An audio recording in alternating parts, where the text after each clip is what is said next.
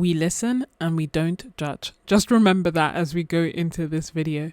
A year ago, I asked you to submit your anonymous artist confessions and I got almost 100 responses. In this video, I am finally going to be sharing them. I'm curious to see which ones you relate to, which ones you completely disagree with. Some are heartfelt, some are hilarious, some are very, very relatable. As I share all these confessions, especially the super juicy ones at the end, I am going to be painting a boat in real time so that you can follow the process along if you want as well.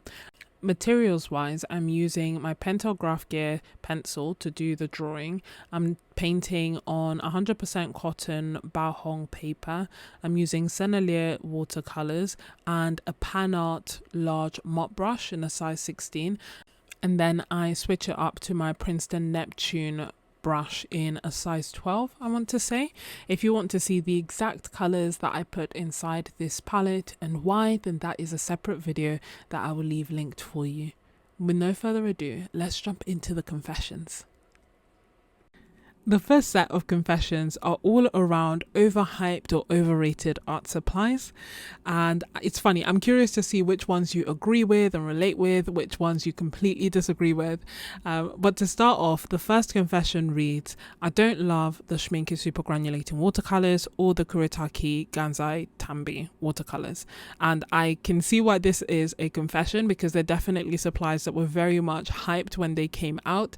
I thankfully didn't really enjoy granulating watercolors when the Schmincke Super Granulating watercolors came out, and so I saved a lot of money during that time because I just didn't get the hype. But with the Kuretake Gansai Tambi, I definitely fell for them. I definitely used them, enjoyed them, but I do think that they are overhyped, if I'm being honest. I like them, I enjoy them, but they are overhyped, and I do prefer normal watercolors and normal gouache to them. Next confession is, I don't like the look of any P.H. Martin's products that I've tried so far. I haven't tried any, so I can't speak to that, but thank you for your confession. The next one says, I don't like Artist Loft metallic watercolors. Following confession is, hottest take ever. I tried Arsh's hot press paper and I hated it. And hated is in caps. The next one is, in the same vein, I think Arsh watercolor paper is overrated, at least for how I like to paint. Following that is, I haven't actually tried the Arsh hot press papers, so I can't really comment on them. But the next confession is, I'm still trying to like Misty Morning and Moon Glow, but they just feel like the Emperor has no clothes. I really don't know what people are seeing. Okay, with this, I must admit, I really like Misty Morning and also Moon Glow. Obviously with Moon Glow, I know that it will fade. I know that it will change, but I do like them. I do like them. I do feel like there are some colors that everyone seems to love and perhaps I don't quite know why, but these two, I must admit, I do really enjoy. The next confession is, I really wanted to love the Caddy Fat book as it feels great, but the pages are just so thin and they peel a lot for me, sad face. And I'm sorry I'm sorry that you haven't been enjoying it. I am one of those people in the camp that does enjoy the Caddy Fat book. It's definitely my low pressure, mixed media, anything can go kind of sketchbook, but I can appreciate that if I wanted to do like proper finished pieces or even pieces that had like lots of layers, it's not that it can't take the layers, but it's definitely got a unique feel to them. I don't know how to explain it, but I feel like if you look, I've done a whole sketchbook tour of the Caddy Fat book, my first one that I finished, and you can kind of see the paintings that I've created in there, and I like them. I like the way that they look, but it's not my go-to sketchbook for really nice finished pieces. So you're not alone in that. I know that some people love them and some people hate them, and if it is just that it's too thin for you, Caddy does have thicker sketchbooks with thicker paper that you may enjoy, but I just love how many pages come in the Fat book. The next confession reads, I definitely want to love newer colors, but I just can't seem to get them to translate into my work, but everyone seems to love them. It's so funny because it's one of those things that everyone, like, where it seems like everyone loves and enjoys them. And I do enjoy them, but I must admit, I use them sparingly, in the sense that I will quite often create my piece with watercolor or with gouache, and then I will come in with Neocolor 2s to add extra details. But I do admire the artwork of artists that like pretty much just use Neocolor 2s as well, or just Neocolor ones. And sometimes I wish that I could create artwork like that, and I feel like that's why a lot of people love them, but I haven't got there either. So it's not just you. And if you don't, if with all these art supplies, if you try them and they don't work for you, then for me it's just a question of moving on. We're all different, we all love different things, and our art is going to be different as a result, as is the case, as it should be. And so I wouldn't take not liking something that everybody else likes as a bad thing. Same way that I didn't like granulating watercolors when I first started. Next confession is, this is quite a hot take. More often than not, I don't like working in sketchbooks. And then they've put like a relieved face, like confession done. That's cool. You don't have to like working in sketchbooks. I think I enjoy working in both. I can't lie. I think there's a freedom that comes with working on loose sheets, because then I don't have this pressure of I'm going to ruin my entire sketchbook, which I sometimes feel. But then I also like having everything together and having the complete sketchbook and seeing the progression of my artwork and the things that I was experimenting with, and just the ease of having a sketchbook. So I definitely bounce back and forth between the two, but more times than not I do end up going back to my sketchbook. Then next confession is, my Skoda versatile brush, I don't really like it, but I use it because it's a gift and it's expensive. Oh my gosh, I hope that I love it someday. I hope that you love it someday too. I know that feeling of like having something that you want to use because it's a gift, or you want to use because in theory it's a good version of something, or it's the expensive version, or like I tend to feel it rather than with art supplies. I tend to feel it with things like clothes or like gifts that I've received, and you feel like, oh, I have to make the most of it because it's good quality and it's from someone special. But I would say, obviously, try, use your supplies, try using them in different techniques and different ways, maybe with, gouache, for example, or something else, to see if actually it just lends itself to being used in a different way. So I do think it's worth experimenting with our supplies, even the ones that don't immediately feel like they are what we enjoy most. So for example, I did a video on the Strathmore 500 sketchbook that I didn't enjoy, but I finished it.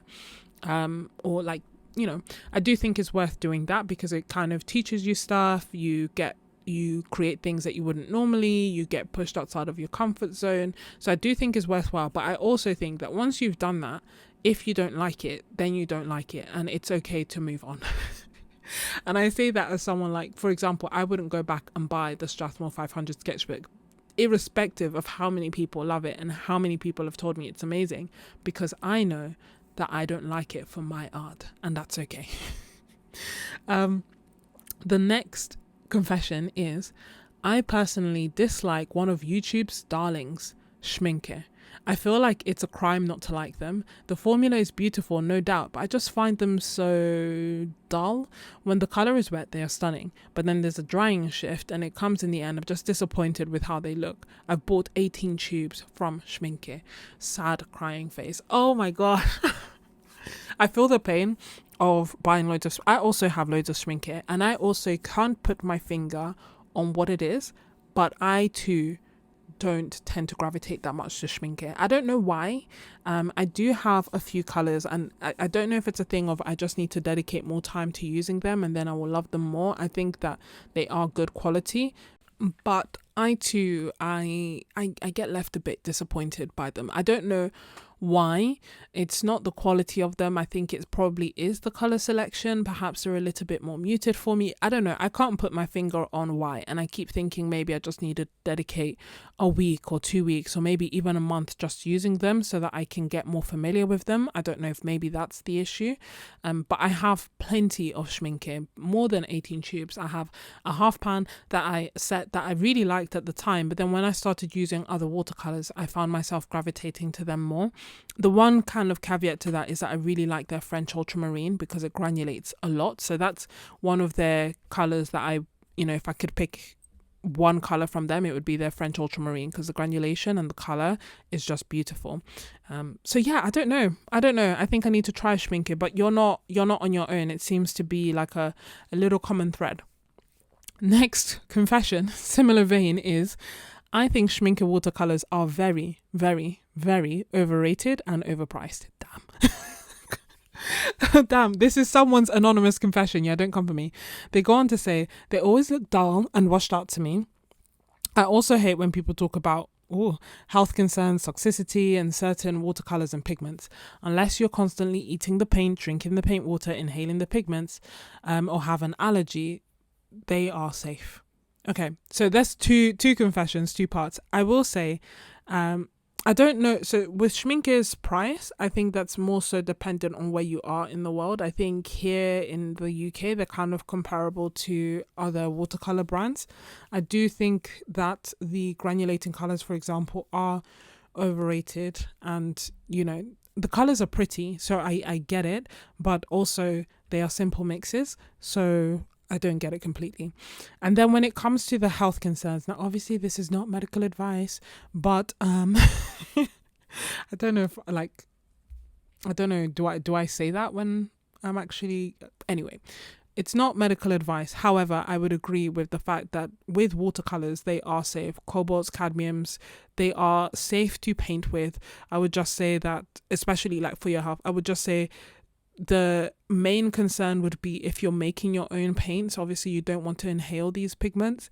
I would say also thinking about how you're disposing of the water, like you wouldn't want to put them in wildlife or something like that if you're using like loads of cadmiums and cobalts and titaniums and they're heavy metals. But as for, is it safe to use the paints to paint and create watercolor paintings? Paint your hearts out, it's completely fine, would be my completely biased opinion. Then next confession reads, everyone seems to love Daniel Smith, but I got a few tubes and they were just streaky and uneven when I used them. I can't remember the exact colors, but it just really turned me off using them for a long time. I've since got a few colors to try them out again because everyone loves them. Oh, I hope that you love them with the new tubes. And I know the feeling of like trying something and then being like, what is this? When I first tried the Daniel Smith colors, you can see it, it's a video and I recorded it in real time so you could see my raw reactions. A lot of the colors, I think 9 out of 10 of the colors I loved, and one of the colors was cobalt violet and it was dreadful. I was so upset because it was also the most expensive color that I had ever bought. And it just didn't agree with me, didn't work with me. So maybe it is the color that you picked itself, like the binder had separated from it or something like that. So I do think it's worth trying others. Me personally, I really love Daniel Smith. I really enjoy the colors. I haven't had issues with them being streaky, but again, I don't know if it's color dependent or if the binder had separated or what exactly happened. But I think it's good to get everyone's perspective because there might be somebody else who's watching and listening and thinking like, I thought so too. And there'll be others that'll be like, no, try it again. They're great. I'm in the try it again. It's great. Camp. Next confession is Derwent has a few pencils. Derwent has a few nice pencils, but their build quality is shocking sometimes and not in a good way. So many have off-center cores and at the price I'm paying for them is just not worth it. Oh, I'm surprised and kind of disappointed. I've only tried the Derwent, a few of the Inktense pencils and a few of the drawing pencils. Of course, they've just released their new sets of the drawing pencils. They've expanded their range. So I was kind of, tempted by those, although I'm trying to cut down on how many supplies I'm buying. Anyway, all this to say, thank you for the heads up. I'd be curious to know if this is something that other people have experienced as well, and maybe something that they can improve on because their reputation is quite good. So it's a shame to kind of let it down on something like production value.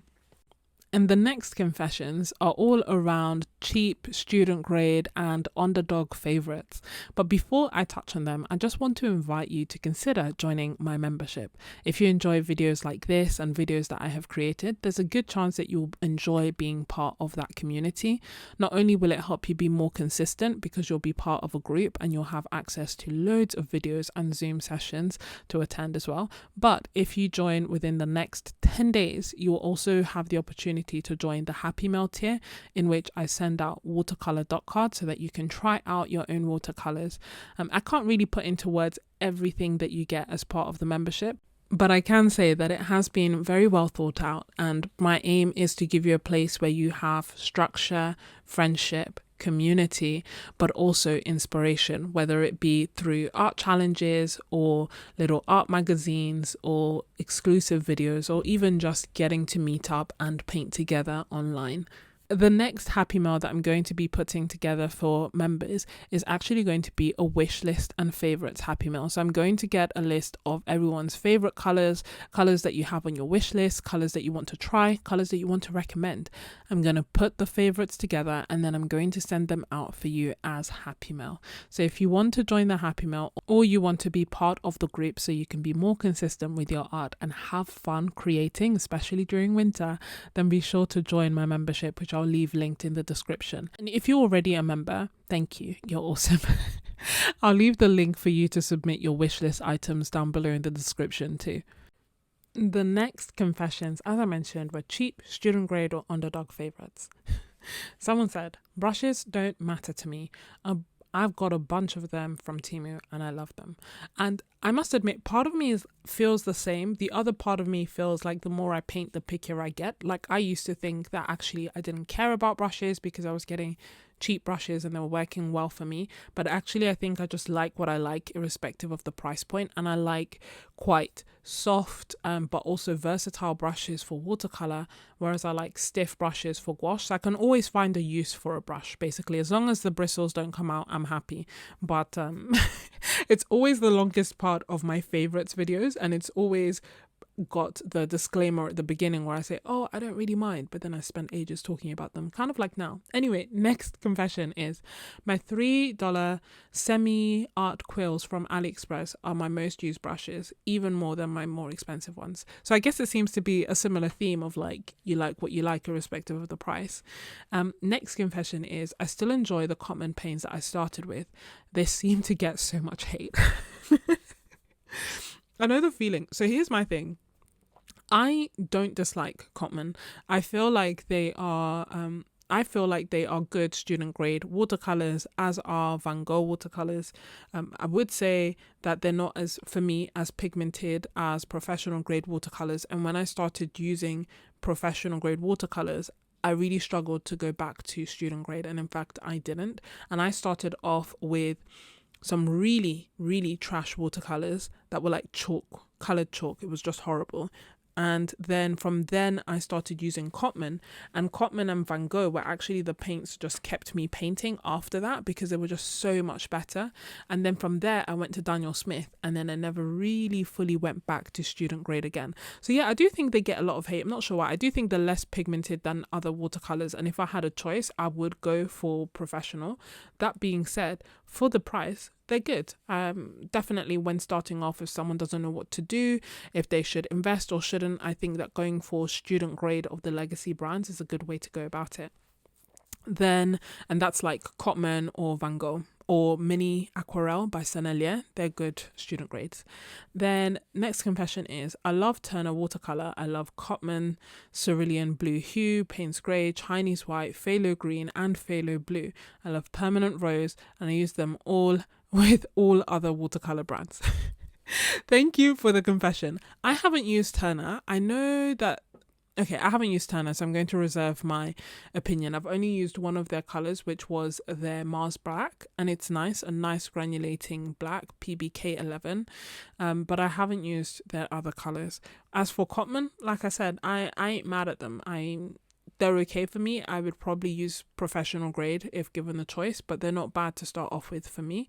I don't use Chinese White watercolor, oddly enough.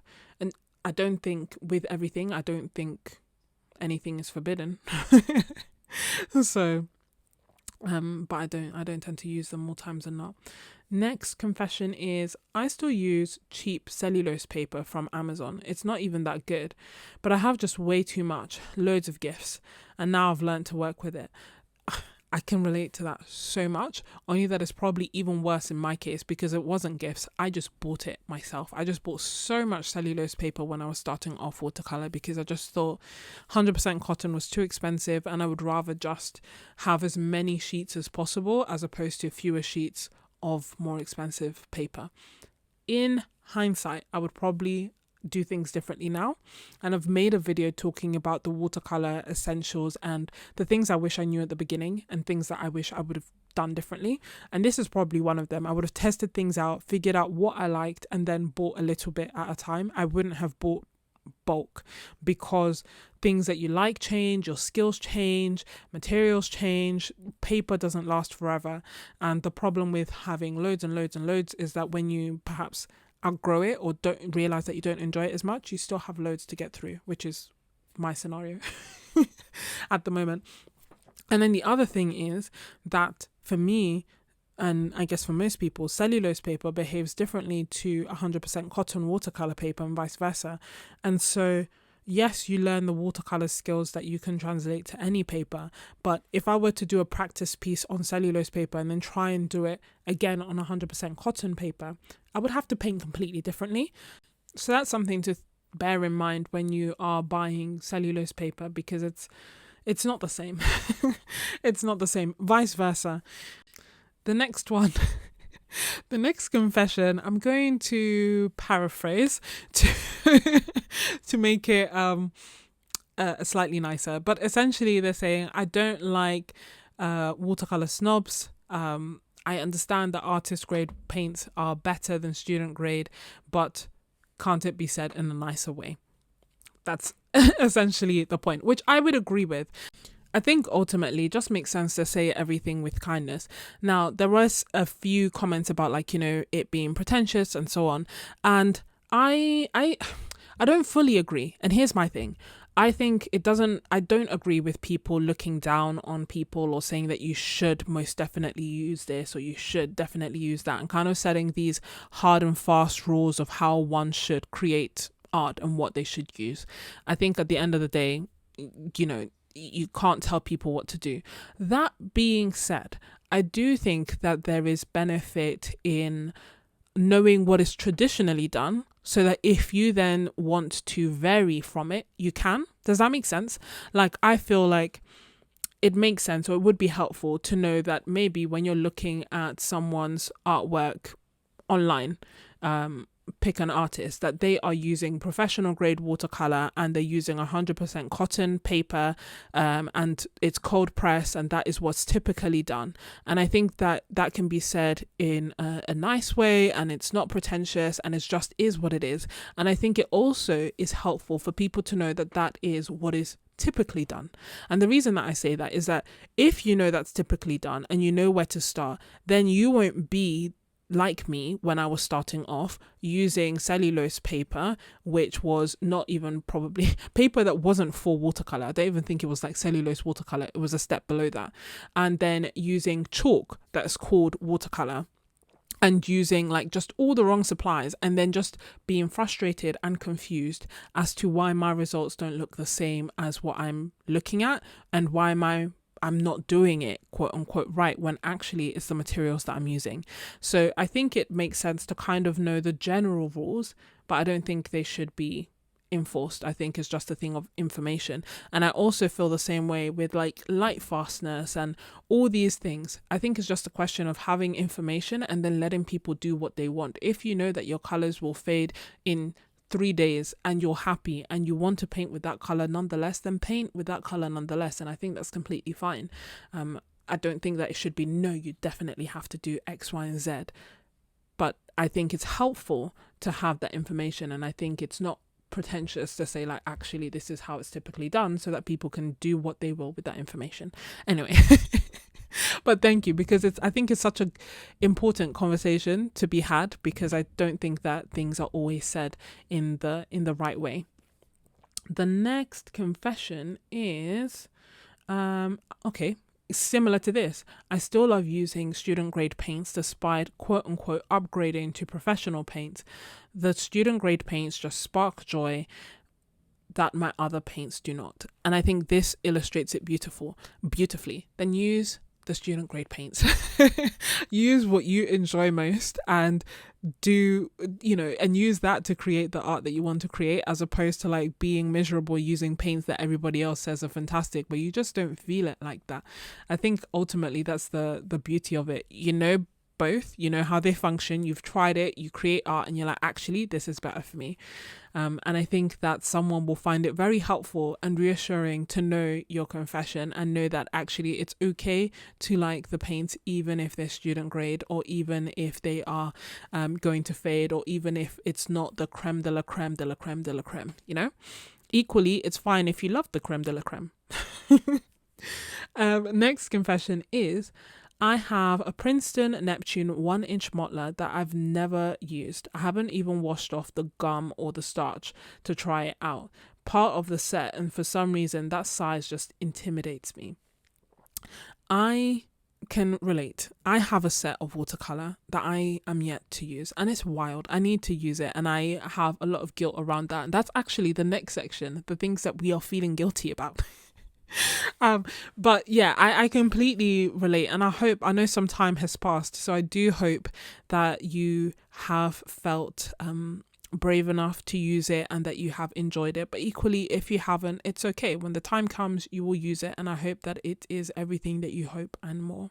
The next confession is, turns out that I finally popped out and bought the pure Kolinsky Sable brush, but I still prefer synthetic. Especially the Rosemary & Co. Red Dot series. There we go. There we have it. And I think it's important to just use whatever you enjoy. I think it's going to be a running theme in this video. Use what you enjoy. Use what makes you happy. Next confessions are all about art supply guilt.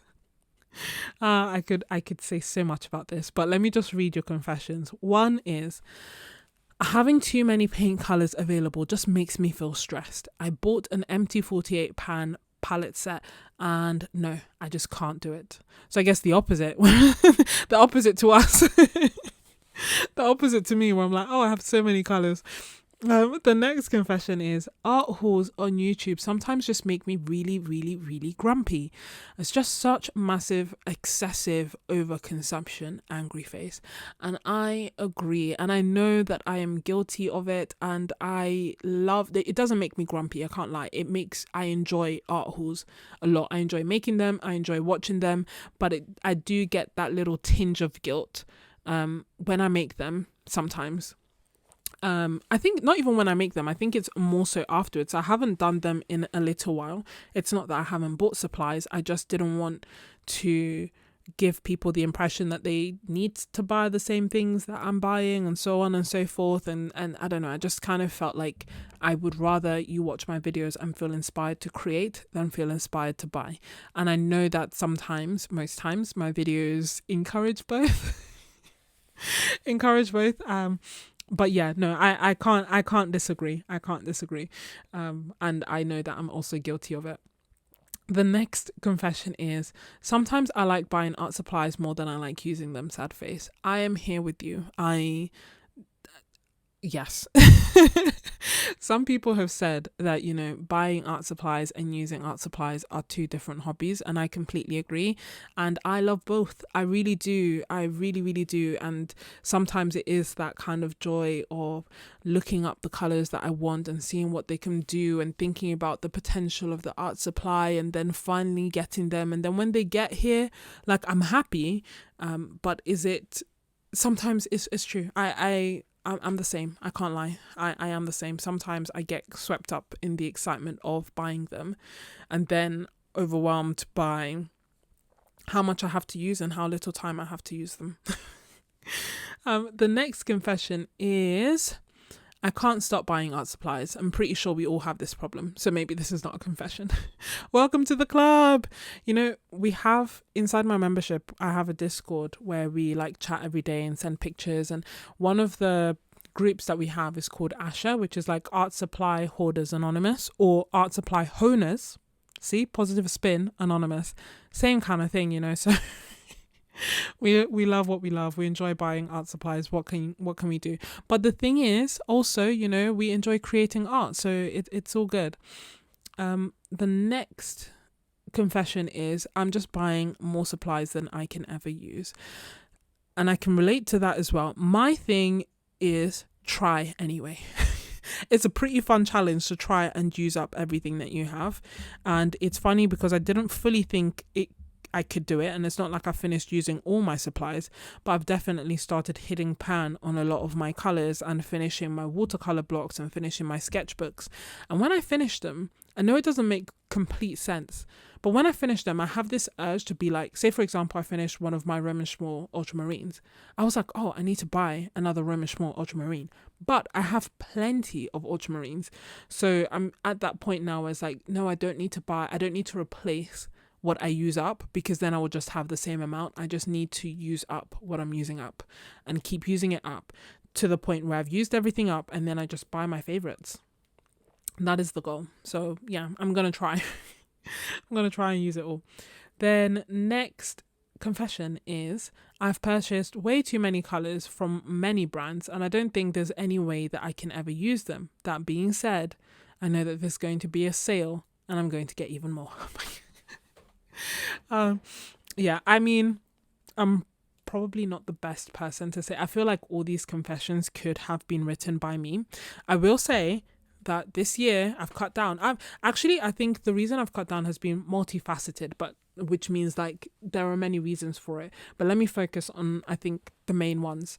One, I've been spending more on experiences over supplies, and I feel like it made a massive difference to my art, and it also made a massive difference to me in that the joy that I can get from buying, the dopamine that I get from buying a supply is somewhat short-lived. Yes, I then get to experience it again when I use the supply, but the joy and excitement and the fulfillment that I get from the experiences outlast that. So I went to like a watercolor festival, or I've been to a few watercolor festivals, to urban sketching conferences. I've gone to art retreats. I've gone to meet other artists. I've joined Patreons and Ko-fis and different art memberships, not all at the same time, but throughout this past year. That's pretty much where the money that I was spending on art supplies before has kind of gone to, and it's just been so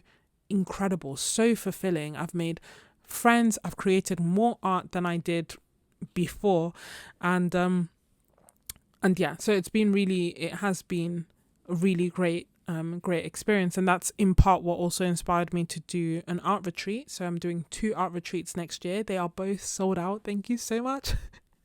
I will leave the waitlist linked in the description in case you want to join future ones, or in case I'm able to add a few extra spaces.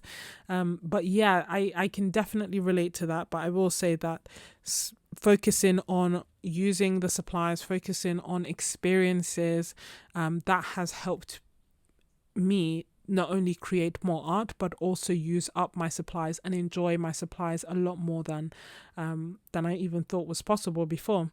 So that may help. And it doesn't have to be as grand as going on an art retreat, although if you want to come, you're welcome. It can be something like, my membership, or someone else's Patreon, or someone's newsletter, or jumping on a, Zoom call with a friend and creating together, or going to a park with a friend and creating together, or, there's just so many different things that you can do. And I found that one thing then leads to another, which leads to another, which leads to another. So it's definitely been really beneficial to do. Next confession is I daydream about selling some of my art supplies, and then I make up imaginary scenarios where it's a hassle and I forget about it. Not only can I relate to this is currently my truth. As in, like, it's not my confession. I didn't write this, but I can I'll leave it linked in the description, but I'm currently selling some of my art supplies. I've come to terms with the fact that I can't finish it all. And some of these supplies are somebody else's favorites, so it doesn't make sense for me to hold on to them, and so I am selling them. Some of them are lightly used, most of them are brand new, still in the plastic, but I'm selling them at a discount because it kind of feels like, one, I'm paying it forward, and two, I can't use them all. That being said, the reason that I also relate to this confession is that part of me looks at the listing and is like, I'm just gonna take it off and like either donate it or just give up on selling it and try to use it up. I don't know, it depends on what day you catch me on. At the moment, today, I'll leave it linked in the description. Tomorrow, who knows if it'll still be there. If it's gone, then you'll know why. I was like, oh, it's not worth the hassle, let's just keep the art supplies. I don't think it's actually technically that much of a hassle, but for me, it just feels like them boxing it, going to the post office, yada yada, like, you know, the whole thing. The thing that prompted me was paying it forward, not the hassle of doing it, if that makes sense. The next confession is, I have overspent my talent range and I have no idea how to get better, but I'm gonna keep trying. That, honestly, that's put a smile on my face. One, because that is a very funny way of putting it and it's not what I would have thought. And two, I love your positive take on actually just keep trying. And I think that that's the beauty of it. And you'd be surprised. You may not have overspent my talent. I've never heard of it put that way. But honestly, I think keep trying. I think it's worth investing in yourself and in your art practice and getting supplies that you enjoy, even if you don't feel like you've technically quote unquote arrived at that level. I think it just makes sense, if you can afford it, to buy the supplies that you're going to enjoy. And like you said, keep trying. The next confessions are all around sketchbook struggles. So we start off with, I'd rather only buy thin sketchbooks from now on so that I'm able to finish them faster.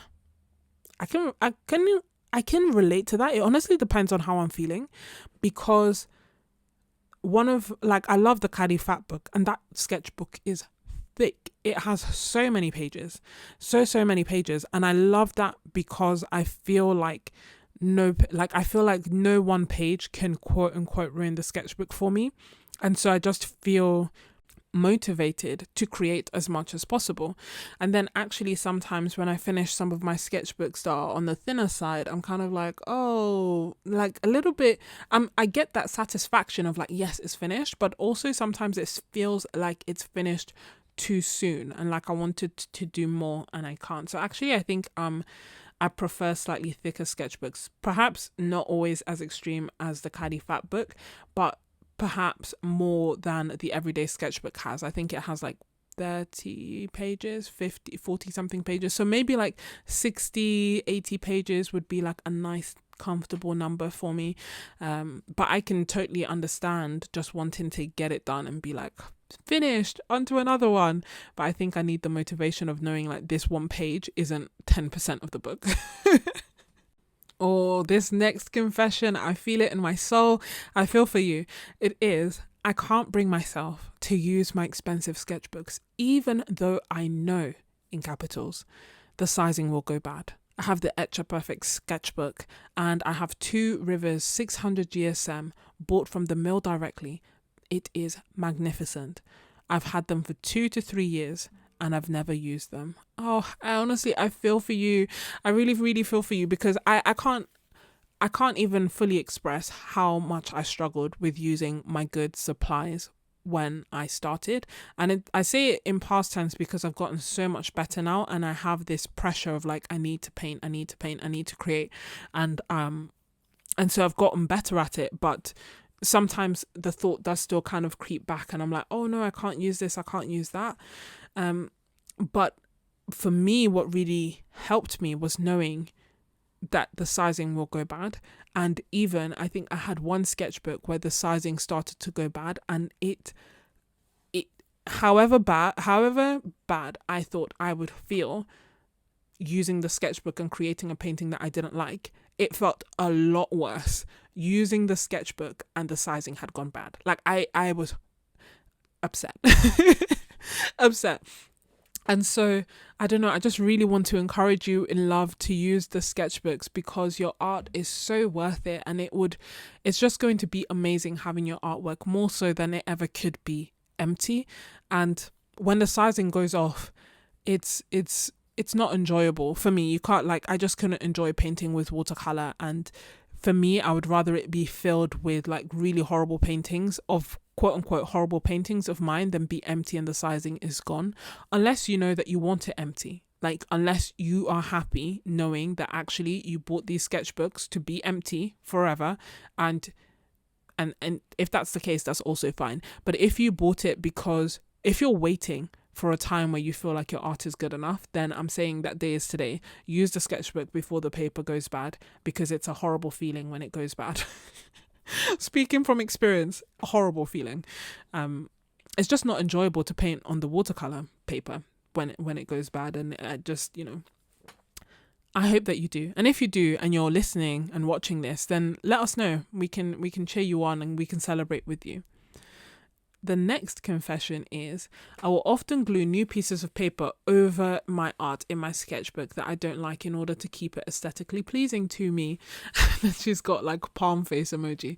I don't think there's anything wrong with that. I haven't done that. I don't know why I haven't felt the need to do that, even with paintings that I don't like. I just kind of go past them quickly, but I don't think there's anything wrong with that. I don't think you need to put a palm face over it. So the reason why I don't do it, I think in part is I like having the ones that I don't like as a point to look back on and see as a point of reference. Does that make sense? Like, I don't mind looking back and seeing that, oh, this was like this, and actually now I'm so much better. So for me, I'm okay. I don't feel the need to cover it. That being said, if I had a sketchbook that I thought was completely, aesthetically pleasing, and I absolutely loved it, and then there's one outrageously horrible painting, then, if it's going to upset me and I'm not going to look at that sketchbook, I'm not going to use the sketchbook because of that one page, then I would rather cover it up. But more times than not, I'm kind of okay. One painting comes to mind actually in my everyday sketchbook, and it's not that it's ugly. I just don't like it. I feel like all the other paintings in the sketchbooks are quite nice, but I left it there because part of me also hopes that maybe with time I will like it, or maybe in 5 years' time I'll look back on it and be inspired by it in some way. So I don't cover it, but I don't judge you for covering it. I think it's fine. Then the next confession is, I tend to start my sketchbook super neatly, just really wanting to make a beautiful art book. But then in the last couple of pages, I'm so far from everything I wanted. It's like my impatient, messy, silly nature just wins out in the end. And it's also funny that the sketchbooks that I start without this pressure to make something great out of it are my favorites. I feel like all these confessions could in some way be mine, or at least half of them could be mine, because I can relate. So I often put this pressure on myself when it comes to the sketchbook. So you may have noticed my sketchbooks quite often start with a blank page, because I don't know, it is what it is. We listen and we don't judge. So my sketchbooks will start with a blank page, and I will want them to be, especially when I started off, I had a sketchbook for flowers, a sketchbook for people, a sketchbook for places, a sketchbook for gouache, a sketchbook for watercolor, all separate, all nice, all neat, all aesthetic. And I love looking back on them. I enjoy the art that I created in them, and I was enjoying using them. But then after a while, I started kind of feeling this pressure of like, oh, I would want to paint, and maybe I don't know what I want to paint, but I would spend all this time trying to figure it out, because then I need to go and find the sketchbook. And then if I want to go out, I need to find the specific sketchbook. And as a result, I created a sketchbook called my messy sketchbook, the Royal Talons one, and I will leave it linked, the sketchbook tour linked in the description. My aim of this was for it to be a catch-all sketchbook, like an ugly sketchbook where I could create everything and fight my inner urge to have everything be themed, to have things be neat and curated. And so I did everything in it, and I was having a ball. You have to understand, with this one and also with the Strathmore, I don't like the papers. that much. I don't like them for watercolor. So I enjoy the Royal Talent sketchbook for dry media, but not for wet media. But I was having an absolute ball painting with watercolor and with gouache, and then adding Pitt pens and Neocolor 2s and just experimenting and doing all these kind of weird things because I had no pressure. And I ended up calling it my low pressure sketchbook because I could create anything. If I wanted to create portraits, which I'm not confident in, I don't like the way my portraits look a lot of the time, but I did it in that sketchbook. And then I did florals, and then I did swatches, and then I did notes, and I did all these random things that, I'm not gonna lie, at the start of the sketchbook, it kind of made my head hurt because I'd be like, oh my gosh, it's so ugly. But now I love looking back on that sketchbook. And not only that, I looked forward to that sketchbook because I felt so free and I knew I couldn't mess it up. Like, it was already ruined, so the only way was up, and it just made it a really fun place to create it. And it's something that I've since carried forward. So my Caddy Fat book ended up being my next low pressure sketchbook. Reason being that I wanted somewhere, the Royal Talent was really good at freeing me up and making me excited to create, but I didn't enjoy the watercolor on it. And it made me want to use my good art supplies so that I could create with supplies that I was enjoying. And the Caddy Fat book kind of became that place for me where I could really play around with watercolor and experiment and have a good time. But also, it has like 200 pages. I didn't have to worry about it being perfect or cohesive or anything like that. I just needed to finish the sketchbook and get through it as quickly as I could. Same thing with the Strathmore. I wasn't enjoying it as much, so I was like, I need to go through it really quickly. So I was very free in it as well. And also the Sea White of Brighton was my low pressure sketchbook. With that, it was more so that I liked the paper and the price point was low. So again, I felt very free in it.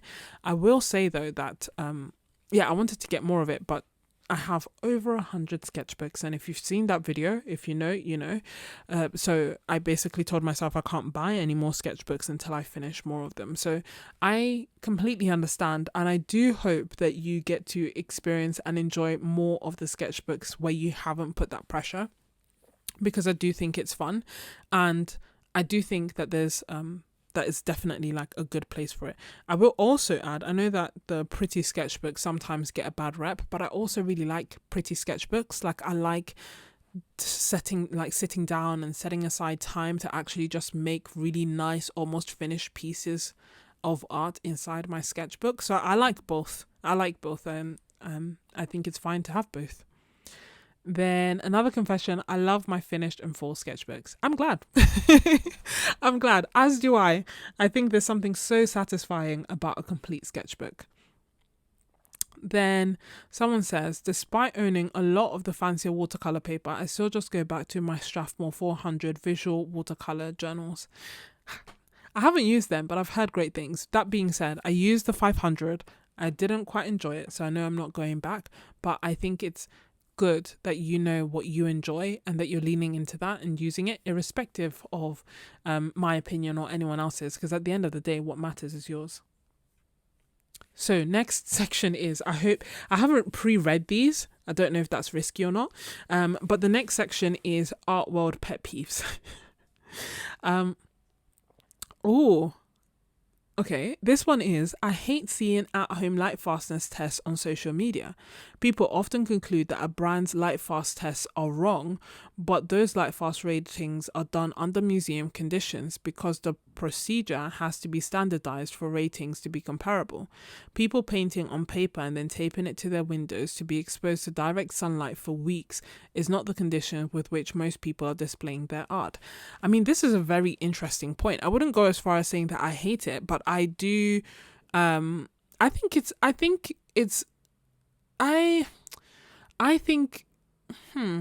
I'm kind of stuck. Am I stuck? I think I enjoy knowing the results of the tests that are done on social media, because although most people won't put them directly on in the window or put their artwork directly in the window to be under the sun for so long, I also don't think people will put the artwork under museum conditions, and so it kind of gives you an idea of the in-between, if that makes sense. Like, usually most people are somewhere in between, where you put your painting and maybe it's not in direct sunlight, but it does get some sunlight, but it doesn't have like UV glass and whatnot. And so it sits, how the painting and the paints are going to behave sits somewhere in between the social media at home tests and the blue wall scale ATSM scale. So yeah, but it's interesting, and I think you are right, it's not the same, but I do think it is also valuable to know how they will perform in the window, because that's an accelerated test of what it would be like at home. Next confessions are all about the emotional side of creating art. And the first one reads, I'm really struggling with time to do the medium that I love, and I'm sorry, and I also feel the same way. Honestly, I feel like there's so much I want to do and so little time, and it does kind of make me sad sometimes, but I am grateful for the time that I do have to actually paint and create. And then the next confession is, I wish I could spend all the time that I think about creating art actually creating art instead of thinking about it until I have no time left. Oh my, it's like I could have written this myself. There are so many times that I'll be like, oh, okay, I have like 1 hour, 2 hours, even 3 hours. Like say I have the whole evening, and then I end up either looking for references or thinking about something, or maybe I'm like, oh, let me just check something online real quick, or oh, maybe I should create and record. I don't know, like the time, I end up spending so much time thinking about what I want to do that in the end, the time goes and then I don't create anything. So yeah, it's not just you, it is something that I also want to get better at. Next confession is, I was creating more art when I had just a small set of student grade pencils and fine liner and a crappy sketchbook. Oh, I can see why. I can see why. I sometimes think about the fact that, you know what, when I started for my first year, that's exactly what I had. I didn't even have coloring pencils. I just had a student grade set of watercolors, a sketchbook that is not for watercolor, a pen, and that was it. And I was creating every day. I did the 100-day challenge and I finished it, and I was having fun, and I somehow managed to make it fit. I haven't done that in a while, and I'm hoping that now, as the weather's kind of changed and I'm spending more time at home, I will be able to create more art. I know, life be lifing all the time, isn't it? For me, I feel like, oh, I don't have time because I'm now making videos, but then I feel like if I wasn't making videos, there'd be another reason, you know what I mean? But I'm hoping that the both of us will get to create more art and get to make more time, or maybe it's just a question of having a really simple setup for a period of time to see if that makes a really big difference.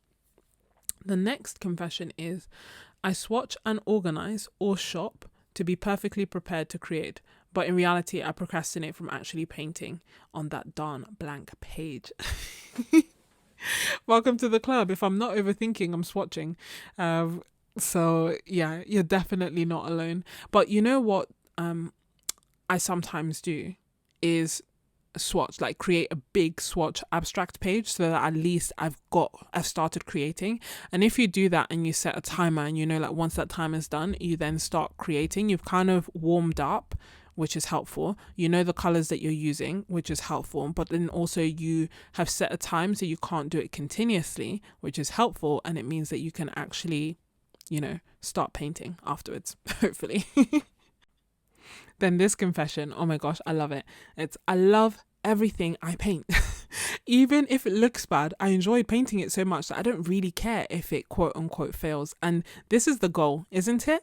And don't get me wrong, I love most of my paintings. I wouldn't say all of my paintings, but I am definitely, that is what I aim for, to be in a place where actually, because I'm enjoying the piece so much, it doesn't matter how it turns out. And I think that's why I enjoy doing like abstract paintings as well, because there is no quote unquote right way of doing it for me. But yeah, I love that. I think it's wonderful, and you should spread that joy with as many people as possible. Like, get them to paint with that attitude, and you'll be making such a positive difference to everyone's life. Then next confession is, I get lazy about it. I don't practice and I don't create as much as I should. I would say don't beat yourself up about it. I think it's a question of balance, right? Sometimes I don't feel like painting, and I've got into the habit of, if I don't want to, I won't do it. I know that there's a school of thought of like paint every day, create every day, consistency, consistency and systems beats motivation. And I get that, but I also get that we are all completely different. And it is not my aim to burn out or to beat myself up. It is supposed to be fun, and if it's not fun, I'm not gonna do it. that's basically it. Like this is supposed to be good for us. It's something that we're doing as a hobby. It's something that we're doing to take care of ourselves and to enjoy. And if it's not, if I don't enjoy it, then I find something else to do that fills my creative cup that I will enjoy anyway. Do you see what I mean? So don't beat yourself up. You're not lazy. Maybe you just need a break, or you need to try something different.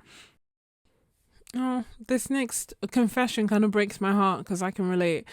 So they say, I buy art supplies to feel better, but I've spent way too much on them. I don't regret them, and I've got all the supplies that I was excited about, and it feels like there aren't many supplies left to buy, which is kind of bittersweet.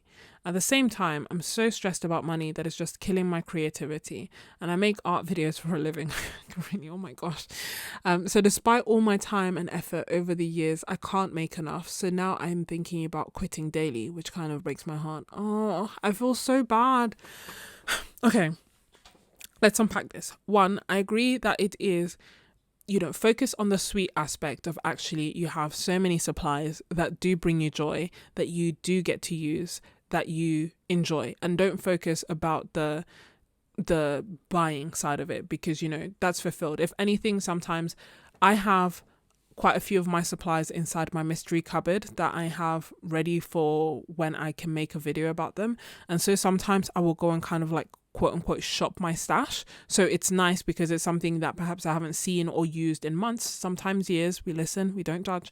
And I get to like bring them out and try them and, kind of experience that joy and that dopamine hit of getting a supply without buying it again. Now, when it comes to the other side, I honestly, I wish I could speak to you and have more time. I can relate. I can make art when I'm sad. I can make art when I'm happy. I can make art in most conditions, but I cannot make art when I am stressed about money. And that is something that I have realized the past year or 2 years. And so I can completely relate to it killing your creativity.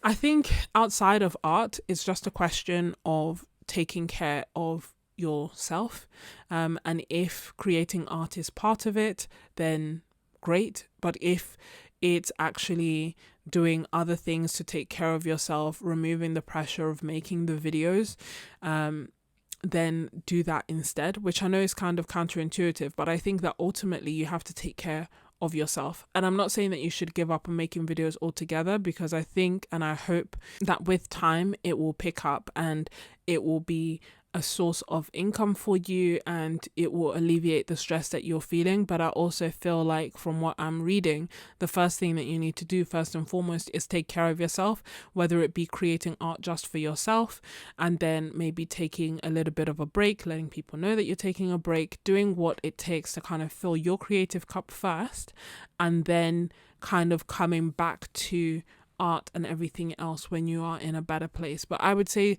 don't give up. I believe it gets better, and I've definitely been in a place where I think about quitting all the time, and I can relate with what you're saying, but I'm hoping it's going to get better. That's I don't know if it sounds encouraging, because I'm not saying that I'm not on the other side, but I definitely hope and believe that it will get better. So keep going and take care of yourself first and foremost.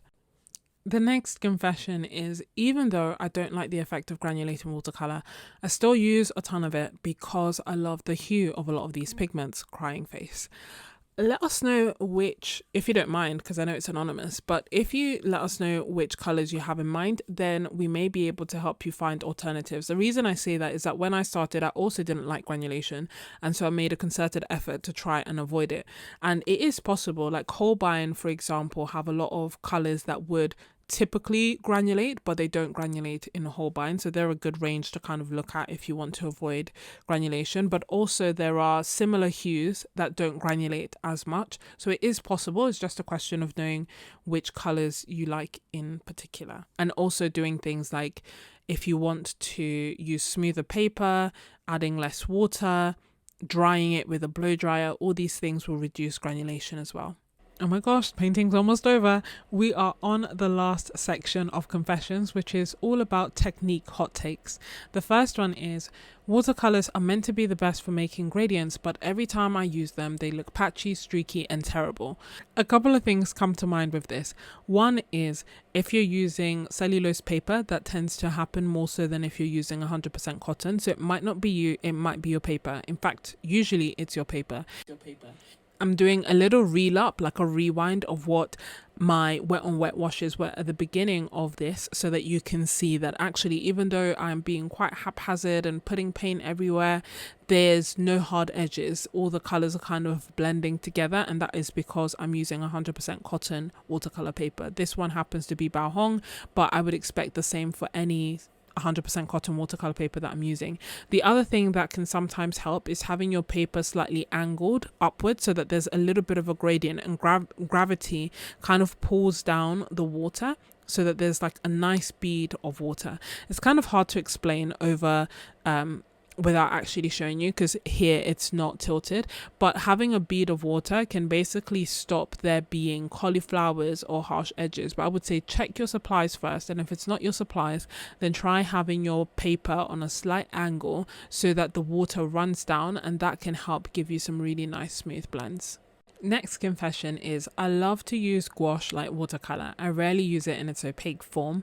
I just use it like watercolor. It bursts. It is the workhorse of mediums. And I have to agree, I do think that gouache is massively underrated. It's just so versatile, so lovely to use. I will say I don't use it like watercolor, maybe for the first layer, but thereafter I love the fact that it's kind of opaque. So I do use them both very differently, but they both are joint favorite for me. I love both gouache and watercolor, and depending on the day, I can't tell you which one is my favorite. Next confession is I think black and white watercolors can be useful. I agree. I think that they can be useful. I must admit, I don't tend to use them much in my own artwork, but like with everything, I don't think there's any hard and fast rules that anyone has to follow, and I think that's what results in us having beautiful, different artwork. The next confession is I love using brushes for special effects such as foliage and the fan, but I always forget to use them. I am the same. I have so many brushes, and I know I keep saying I'm not that into brushes, but part of me is wondering maybe I am, because I do have. But even though I have many brushes, I will say that what I tend to go back to tend to be like either a round or a quill, like, or a mop or a flat brush. And I know it sounds like I'm saying a lot of brushes, but usually I will use one brush for my painting. You will probably notice this painting had 2 brushes max, and that's because I was using a really big one at the beginning and now I'm using a slightly smaller one. But sometimes if you watch my videos back, you will see that I'm using the most ridiculously big brush to do a small painting, and vice versa, because I like versatility. I like using one brush for as much as possible, and that means that when it comes to special effects brushes, I then don't tend to reach for them quite as much because they're not as versatile, they're more special, as the name implies. So it's not just you. Next confession is I love black watercolor. I love hot press paper. I adore cobalt violet. Oh my gosh, it's like they're coming straight for me. I only tried it after some artists complained that it's weak and of its weak pigment, but I find it charming even though it's granulating, which is not my preference. My favorites are from Roman Schmall and Winsor & Newton. Thank you for your confession. It's so funny because you're literally saying the opposite of what I like, but I love that because your artwork is going to be so unique and so different, and I love that we love different things. So yeah, I did not have the best of luck with the cobalt violet. The one that I used was by Daniel Smith. The Roman Schmall one was okay, but I don't know, it's not a color that I tend to gravitate too much. I tend to like brighter, bolder colors, but I also want to create a romantic palette. It's coming, and that's going to have lower tinting colors like green earth, cobalt violet, like, you know, these like really lovely soft kind of colors, and I think that cobalt violet will do really well in that palette. Next confession is I want to love Neocolor 2s. I want to, but I find them so difficult to use versus just using watercolor pencils because they're just so thick. I ruined a waterscape that I loved when I tried adding them to the water and to the trees. So why do I have so many? I don't know. But maybe I just love the colors, I guess. They are so pretty. LOL.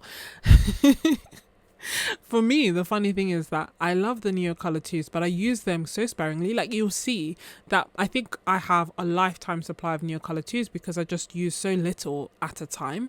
So it does kind of make one wonder, why do I have so many colors as well? So I can relate, and I definitely think, like, sometimes I look at the artwork that people have created where it is a full piece of Neocolor 2s, and I admire that, and I wish that I could do that or figure out how I could incorporate that in my style, but not yet. So you're not alone. You're definitely not alone. I can completely relate. The confession is I use my Royal Talons Art Creations square sketchbook for watercolor in spite of the fact the pages then get wavy and crinkly. It's just the most fun I've had painting. I love that you are enjoying it. I love that you are having so much fun, and I can completely relate to that. I feel like I've related to a lot, and I'm not saying it to be insincere. It's just, I guess, that we're all kind of sharing similar experiences. But I can relate to that because my low pressure sketchbook, which was the Royal Talons, although the paper was crinkly and although in my head I was like, oh, I don't like it for watercolor, I was having a lot of fun in it, and it definitely gave me the kick I need to feel inspired to use other supplies that I enjoyed just as much, if actually that I enjoyed even more. And so I'm grateful for the sketchbook for that, and I love that you're enjoying it, and I hope that you keep enjoying it and you keep using it as well. In fact, I made not one but two sketchbooks. In fact, I completed not one but two Royal Talent sketchbooks, and the sketchbook tour is in my playlist. The next confession is another spicy one. It's I wish that artists would stop falling for all this marketing and spend less money on buying art supplies and more money on actually supporting artists.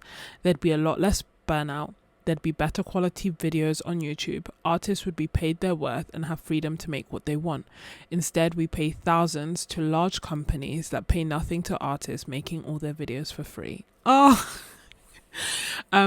what can I say? I agree. I am guilty of this, obviously, because I have a lot of supplies and I love buying supplies and I love the joy of it.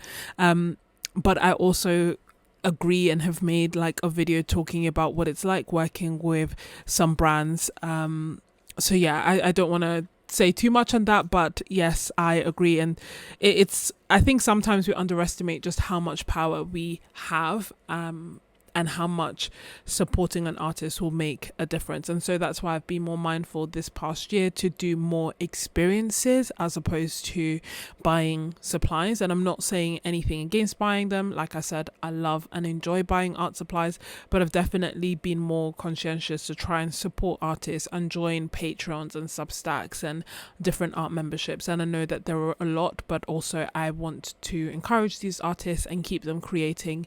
And it also feeds my creative practice a lot. Another confession is I sometimes worry that I will stop enjoying my art like all my other hobbies, and I'll have a whole lot of unnecessary art supplies and my entire art business will shut down. Oh my. I don't know. I honestly also have this concern. More so about because, you know, I have loved a whole bunch of different hobbies. I used to knit, I used to crochet, I used to play instruments, I love languages. I have a lot of interests, and sometimes I do wonder if one day I just won't want to create anymore. I hope that doesn't happen, but I think as long as I have an outlet that serves me and works well for me, it will be okay. So I think it's probably the way that I'm going about it is worrying less about what the future holds and will I love art forever, and just accepting that I love art for now and that's good enough, and I'm going to keep creating as much as I can. I don't think it will change, but you know, never say never. But yeah, you're not alone. I definitely feel that way sometimes too. At the moment, I'm just focusing on doing things that I know I enjoy, and taking it days, weeks, months at a time. Everything from the car camping series to going to meet up with art friends, making more art friends, spending more time in my membership and really pouring into my membership, and just doing more activities both in art and outside of art. I feel like that has had such a massive impact on my artwork, and I hope that it is evident not only in my art but also in the videos that you are watching. With that, just a gentle reminder to join my membership.